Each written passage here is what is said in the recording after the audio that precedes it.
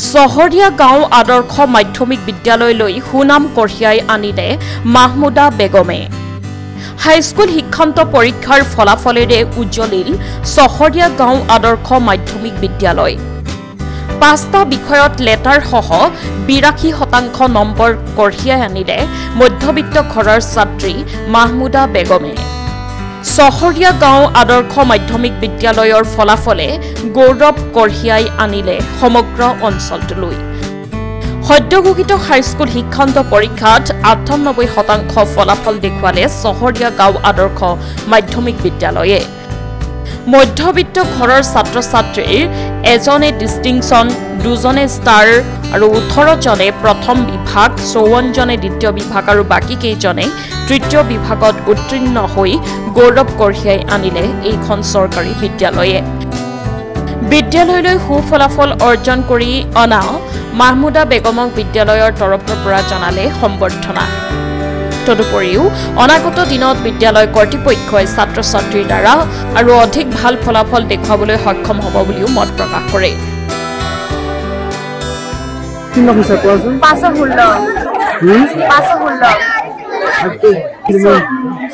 12 পৰা 14 ঘণ্টামান কৰিছো গোটেই দিনত 86% হৈছে মোৰ।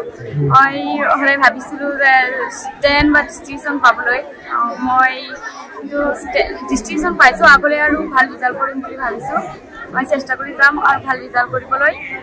ছাৰহঁতে বহুত সহায় কৰিছিলে, আমাক বহুত গাইড দিছিলে পঢ়া শুনাৰ ক্ষেত্ৰত। মা দেউতা মোক বহুত সহায় কৰিছিল। মই অন্তৰৰ পৰা সকলোলৈ কৃতজ্ঞতা জ্ঞাপন কৰিছোঁ। সকলোৰে উজ্জ্বল ভৱিষ্যত কামনা কৰিছোঁ।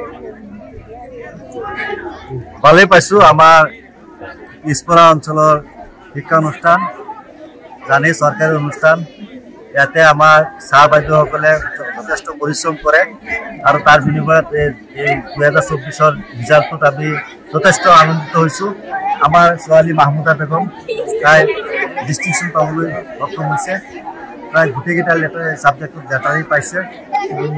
আমাৰ 106জন ছাত্ৰ ছাত্ৰী পৰীক্ষা দিছিলে, তাৰ ভিতৰত 18টা ফাৰ্ষ্ট ডিভিজন, তাতে ডিষ্টিংশ্যন আছে, ষ্টাৰ আছে, তাৰপিছত তাতকৈ বেছি ছেকেণ্ড ডিভিজন আছে আৰু মাত্ৰ 6টা ল'ৰা ছোৱালীয়ে থাৰ্ড ডিভিজন পাইছে। আমি আশা ৰাখিছোঁ আগলৈ আৰু আমি আৰু উন্নত ৰিজাল্ট কৰিবলৈ কাৰণে আমি শিক্ষক ছাৰ বাইদেউসকলে আমি চেষ্টা কৰিম।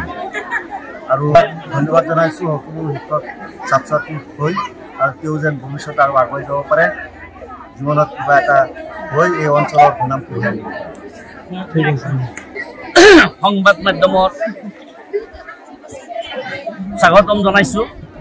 আৰু আমাৰ আজি এইখন চহৰীয়া আদৰ্শ ছেকেণ্ডেৰী মাধ্যমিক বিদ্যালয়ত 10মান শ্ৰেণীৰ পৰীক্ষাৰ ফলাফল ঘোষণা কৰা হৈছে। আৰু তাত আমাৰ ষ্টুডেণ্ট আছিলে 106জন।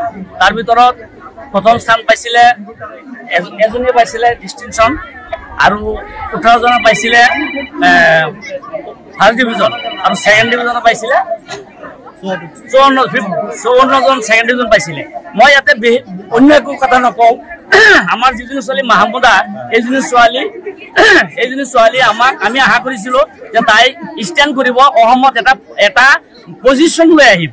কিন্তু দুৰ্ভাগ্যৰ বিষয় এইটোৱেই যে যিহেতু আমাৰ এই অঞ্চলত শিক্ষাৰ কঠীয়াতলী লালিৰঘাট চহৰীয়া গাঁও বুলি কোৱা হয়, যিহেতু আমাৰ বিদ্যালয়খনত প্ৰতি বছৰে 100 above 9, 10ত ষ্টুডেণ্ট থাকে, যাৰ ফলত নাকি আমাৰ শিক্ষকসকলে পাঠদিনাত যথেষ্ট অসুবিধাৰ সন্মুখীন হ'ব লগা হৈ আছে আৰু এই অসুবিধা আমি ভুগি আছোঁ। গতিকে মই সংবাদ মাধ্যমৰ জৰিয়তে চৰকাৰক এইটো আহ্বান কৰিম, মই অনুৰোধ কৰিম যাতে আমাৰ বিদ্যালয়খন অকণমান চোৱা চিতা কৰি আমাৰ ইয়াত ছাত্ৰ ছাত্ৰী এডমিশ্যন দিব নোৱাৰা অৱস্থাত পৰিছোঁ। ৰাইজৰ হেঁচা, গাৰ্জেনৰ হেঁচা, ল'ৰা ছোৱালীৰ কান্দোন এইবিলাকৰ সৃষ্টি হয়। গতিকে আমাৰ ইয়াতে যথেষ্ট শিক্ষক নাই, যিমানখিনি লাগিছিল ইমানখিনি নাই, তাৰ আধাখিনিয়ে আছে আৰু বহুত শিক্ষকৰ প্ৰয়োজন। গতিকে যদি এইখিনি অভাৱ আমাক পূৰণ কৰি দিয়ে, নিশ্চয় আমাৰ স্কুলখন ভৱিষ্যত অসমৰ এটা অসমৰ শীৰ্ষস্থানত যাবলৈ সক্ষম হ'ব। মৈদাবাৰীৰ পৰা আফতাৰ হুছেইনৰ ৰিপৰ্ট, সংবাদ লহৰ।